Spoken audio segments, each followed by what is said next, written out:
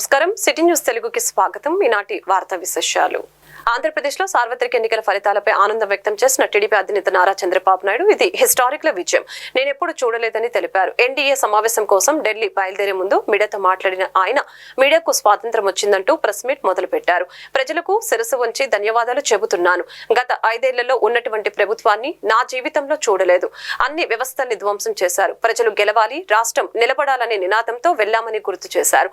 రాజకీయాల్లో ఒడిదుడుకులు ఉంటాయి, ఏది శాశ్వతం కాదన్న చంద్రబాబు ఇష్టం వచ్చినట్లు వ్యవహరిస్తే వ్యక్తులు, రాజకీయ పార్టీలు కనుమరుగవుతాయని తెలియజేశారు. టీడీపీ చరిత్రలో, ఏపీ చరిత్రలో సువర్ణాక్షరాలతో లిఖించదగ్గ ఎన్నికలని తెలిపారు. 1984, 1994ను మించిన స్థాయిలో ఇప్పుడు ప్రజల వద్ద నుంచి రియాక్షన్ వచ్చిందని తెలిపారు. ప్రజలు స్వేచ్ఛని కోల్పోయారు. అందరం కలిసాం, ఎన్నికల్లో పోటీ చేశాం, కంచుకోటలు బద్దులు చేశాం, మెజారిటీలు పెద్ద ఎత్తున వచ్చాయి. ఈ ఎన్నికలు ఏ విధంగా అభివర్ణించాలో అర్థం కావటం లేదని తెలియజేశారు. నిద్రలేని రాత్రులు గడిపాం, జై జగన్ అనుకుంటే చంపేస్తామన్నారు. లెక్క చేయకుండా జై తెలుగుదేశం అని నినాదాలు చేసిన చంద్రయ్య లాంటి కార్యకర్తల్ని ఎలా మరవగలమని ప్రశంసించారు. నా జీవితంలో చాలా ఎలక్షన్స్ ఫేస్ చేస్తే కానీ వేవ్ కనపడేది, వ్యతిరేకత కనపడేది. కానీ ఈ ఎలక్షన్లో ఎక్కడో అమెరికాలో ఉండే వ్యక్తి ఒక 5 లక్షలు 10 లక్షలు ఖర్చు పెట్టుకొని నేను రావాలి, ఓటేయాలి, రాష్ట్రం నిలబడాలి, ప్రజలు గెలవాలి అనే ఆవేదనతో వచ్చారు. ఎక్కడో పక్క రాష్ట్రాల్లో ఎక్కడో కడుపు నిండడం కోసం కూలి పనులకైనటువంటి వ్యక్తులు, పాచి పనులు చేసుకునే వ్యక్తులు సొంత డబ్బులు పెట్టుకొని నేరుగా ఇక్కడ రైల్వే స్టేషన్లో చూస్తే, బస్ స్టాండ్లో చూస్తే భోజనం కూడా ప్యాక్ చేసుకొని తీసుకొచ్చి ఇక్కడ భోంచేసి ఓటేసే పరిస్థితికి వచ్చారు. ఈ కమిట్మెంట్ ని ఏ విధంగా వర్ణించాలో నాకైతే అర్థం కాదు. ఏ విధంగా వాళ్ళని అభినందించాలో కూడా అర్థం కాని పరిస్థితి. అనేక ఎన్నికల్లో అనేక అనుభూతులు చూశాం. కానీ మేము అన్ని ఎన్నికల కంటే ఇది ఒక తెలుగుదేశం పార్టీ చరిత్రలో, ఆంధ్రప్రదేశ్ రాష్ట్ర ప్రజల చరిత్రలో సువర్ణాక్షరాలతో లిఖించదగ్గ ఎన్నిక. ఇది ఒక హిస్టారికల్ ఎన్నిక. ఆగస్టు క్రైసిస్ తర్వాత ఎన్టీ రామారావు గారు పార్టీ పెట్టిన తర్వాత 83లో మేము గెలిచాం. అప్పుడు 200 సీట్లు వచ్చాయి. కొత్తగా పార్టీ పెడతానే ఎన్నికలకు వెళ్లి 9 నెలలు అధికారంలోకి వస్తే 200 సీట్లు వచ్చాయి. 94లో మీరు ఒక్కసారి చూస్తే ప్రజా వ్యతిరేకం వల్ల 3 ముఖ్యమంత్రులు మారడం వల్ల ఆ రోజు మీరు ఎన్నికలు చూస్తే దగ్గర అపోజిషన్ పార్టీకి రిక్వైర్డ్ నెంబర్ అంటే అపోజిషన్ లీడర్గా వచ్చే స్టేటస్ రాకుండా వచ్చాయి. అవన్నిటిని వర్పించే విధంగా ఈసారి ఊహించని విధంగా వచ్చింది. అంటే అధికారంలో భాగస్వామ్యం జనసేన అధినేత పవన్ కళ్యాణ్ కీలక వ్యాఖ్యలు చేశారు. జనసేన అధినేత పవన్ కళ్యాణ్ మాట్లాడుతూ జనసేన ఎమ్మెల్యేలు, ఎంపీలతో ఆత్మీయ సమావేశమైన పవన్ ఈ సమావేశంలో పవన్ గెలుపు కోసం కృషి చేసిన వర్మను అభినందిస్తూ తీర్మానం చేశారు. సమావేశంలో వర్మను ఆలింగనం చేసుకున్నారు పవన్ కళ్యాణ్. ఇక పవన్ ను సాల్వా కప్పి సన్మానించారు వర్మ. ఆ తర్వాత ఎంపీలు, ఎమ్మెల్యేల ఆత్మీయ సమావేశంలో కీలక కామెంట్స్ చేశారు. త్వరలోని జనసేన పార్టీ కార్యాలయం పూర్తి స్థాయిలో అందుబాటులోకి రాబోతుందని తెలియజేశారు. ఏపీ ఇప్పుడు దేశానికి కీలకమైందని తెలిపారు. అందరి సహకారంతో పోటీ చేసిన అన్ని సీట్లు గెలిచాం. పోటీ చేసిన అన్ని సీట్లను గెలిచిన పార్టీ ఇప్పటి వరకు లేదు. దేశంలో ఈ తరహా విజయాన్ని దక్కించుకుంది జనసేన పార్టీ మాత్రమేనని తెలిపారు. పవన్ కు అంత మెజారిటీ వస్తుంది, ఇంత మెజారిటీ వస్తుందని అంటుంటే నాకంటే కొందరు ఎమ్మెల్యేలకే ఎక్కువ మెజార్టీలు వచ్చాయి. ప్రజలు బలమైన మార్పు కోరుకోబట్టే ఇలాంటి తీర్పు ఇచ్చారని జనసేన అధినేత పవన్ కళ్యాణ్ స్పష్టం చేశారు.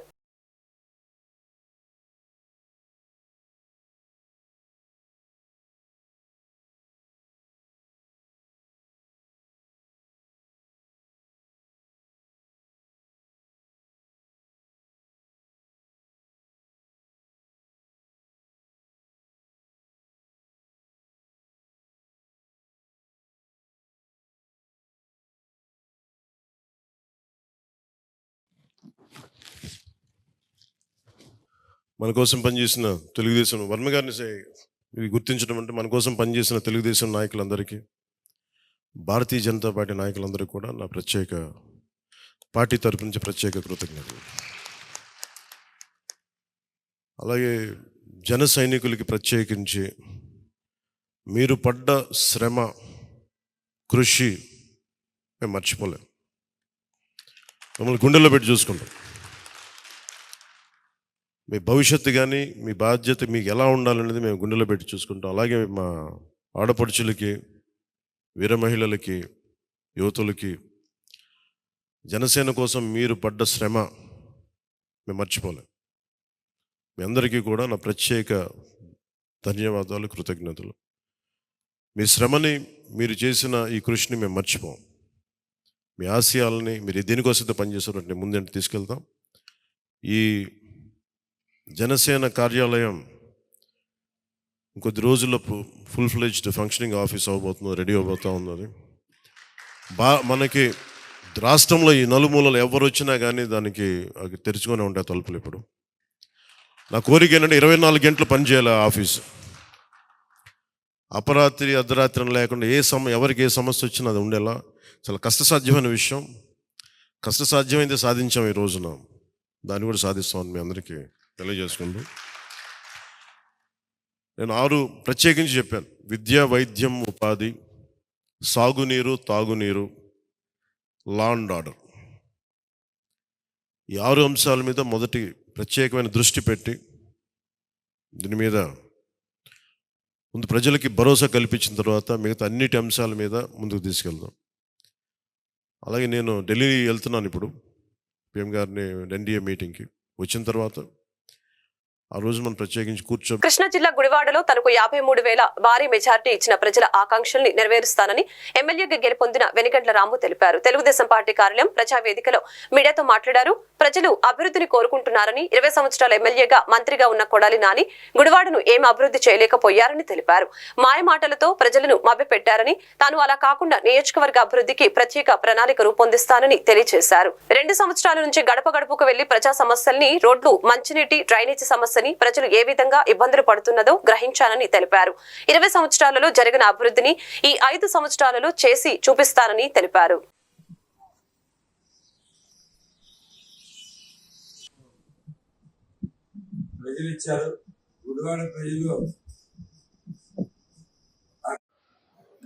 నిన్న చారిత్రాత్మకమైన తీర్పు ప్రజలిచ్చారు. గుడివాడ ప్రజలు అభిమానిస్తే ఎలా చూస్తారో అలాగే అసహించుకుంటే ఇంకేం చేస్తారో అనేది కూడా నిన్నటితోటి అందరికీ స్పష్టమైన అవగాహన వచ్చేసి ఉంటుంది. ఈ పాటికి ఏమీ చేయకుండా కాలయాపన చేసుకుంటా, కనబడినాలను తిడతా, పెద్ద చిన్న లేకుండా పిచ్చి పిచ్చిగా మాట్లాడుకుంటా జులాయిగా తిరిగే వ్యక్తుల్ని ఎలా అసహించుకుంటారు అనేది నిన్న క్లియర్ గా అర్థమైంది. గుడివాడ 20 ఏళ్లుగా జరగని అభివృద్ధి, కోల్పోయిన అభివృద్ధి, ఈ 5 ఏళ్లుగా, ఈ 5 నెక్స్ట్ 5 ఏళ్ళలో జరగబోయే అభివృద్ధి కలిపి 25 ఏళ్ళ అభివృద్ధి అందరికి చేసుకోవాల్సిన అవసరం ఉంది. సో ఈ అభివృద్ధి కార్యక్రమాల్లో అందరం పాల్గొన్నాం. మీరు కూడా, నేను గుడివాడ ప్రజలకు ఒకే విజ్ఞప్తి చేస్తున్నా, మీరందరూ మేము తీర్పిచ్చాం, మా పని అయిపోయింది అనుకోకుండా ఈ అభివృద్ధిలో ప్రతి ఒక్కరూ పాల్పంచుకుని గుడివాడని సుందరంగా, ఆహ్లాదంగా, మనకు ఒక మంచి అవకాశాలు ఉండే ప్రదేశంగా కూడా, అలాగే ఎంతో జనాలందరూ ఉత్సాహం కూడా ఉండే పరిస్థితులు, బోల్డని సమస్యలు ఉన్నాయి గుడివాడలో. నేను ఈ సంవత్సరంలో చాలా తెలుసుకున్నా. గత 6 నెలల్లో ఇంటింటికి తిరిగి ప్రతి ఇంటిలో టచ్ చేశా, ప్రతి ఒక్కరి సమస్య తెలుసుకున్నాను. వీటిలన్నింటినీ కూడా మేము సమస్యలు సాల్వ్ చేసుకుంటామని చెప్పేసి మీకు తెలియజేస్తాను. నేను ప్రతి సమస్య తెలుసు. మంచినీటి సమస్య ప్రధానంగా ఉంది. చాలా దుర్భరమైన పరిస్థితుల్లో గ్రామాలు బతుకుతా ఉన్నాయి. గుడివాడ పరిస్థితి కూడా అలాగే ఉంది.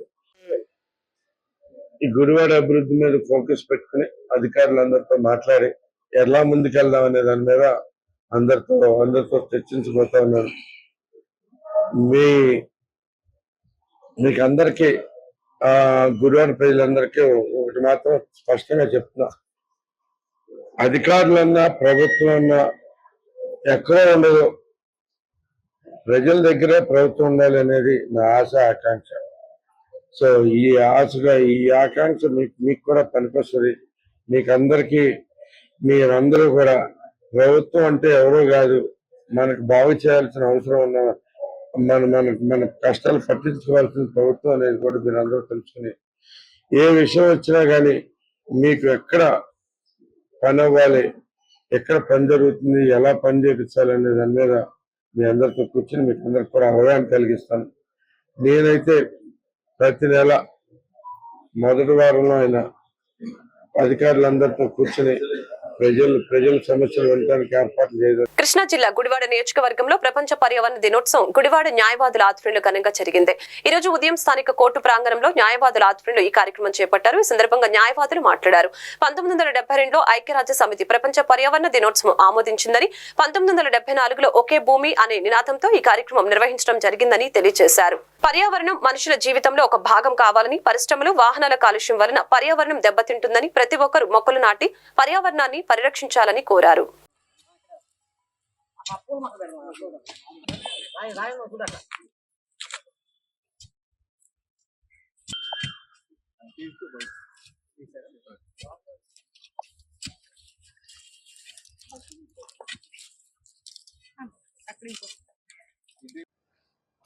అంతర్జాతీయ పర్యావరణ దినోత్సవంలో భాగంగా ఈ జ్యుడిషియల్ క్వార్టర్స్ ఏదైతే ఉన్నాయో ఆ పరిగణనలో పరిసరాల్లో మొక్కలు నాటడం జరిగింది.